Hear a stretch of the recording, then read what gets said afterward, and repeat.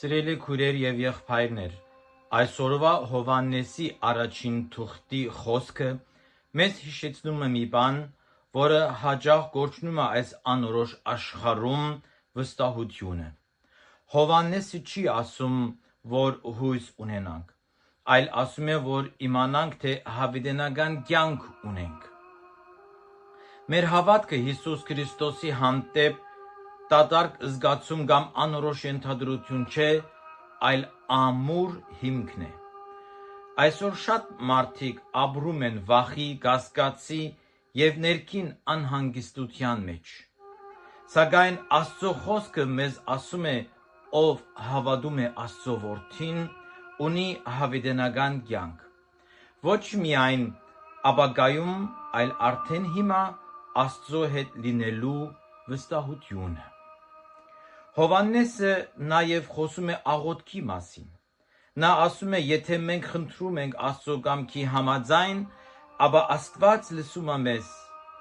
ինչպիսի մխիթարություն։ Հավատացյալի ոչ մի անգերց աղոթք չի գործում։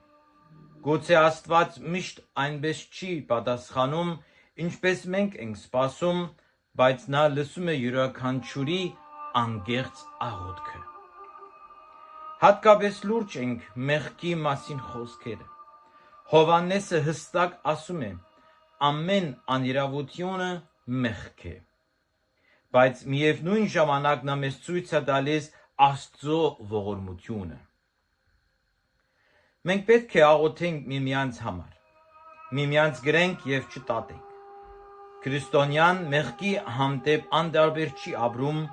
այլ ամեն օր ապաշխարության եւ Աստծո շնորհի հանդեպ վստահությամբ։ Այնուհետև գալիս է այն հզոր խոսքը. մենք գիտենք, որ Աստծուց ենք,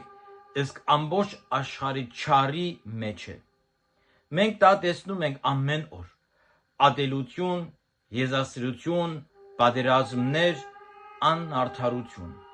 Բայց Հովհաննեսը չի ցանկանում մեզ վախեցնել։ Նա հիշեցնում է մեզ, թե ում ենք պատկանում։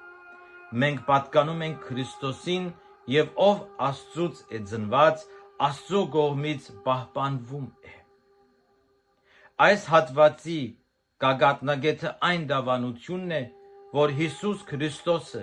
նա է ճշմարիտ Աստվածը եւ հավիտենական կյանքը։ Ոչ հարստություն, ոչ հաջողություն, ոչ այս աշխարհը, այլ միայն Հիսուս Քրիստոսն է ճշմարիտ կյանքը։ Եվ դրա համար Հովհաննեսը ավարտվում է մի բարձ, բայց խոր զգացումներով։ Զավակներս, զգուշացեք գուրքերից։ Գուրքն է այն ամեն ինչը, որը մեր սրտում զբաղացնում է Աստծո տեղը։ Նա կարող է լինել փող, մարդիկ, հպարտություն կամ նույն ինքներս մենք։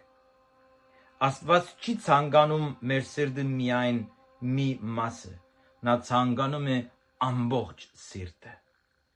Բայց այս խոսքը այսօր զորացնի մեզ մեր հավատքի մեջ, մեր աղոթքի մեջ, մեր հույսի մեջ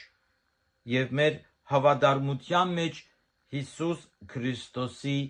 հանդեպ։ Ամեն։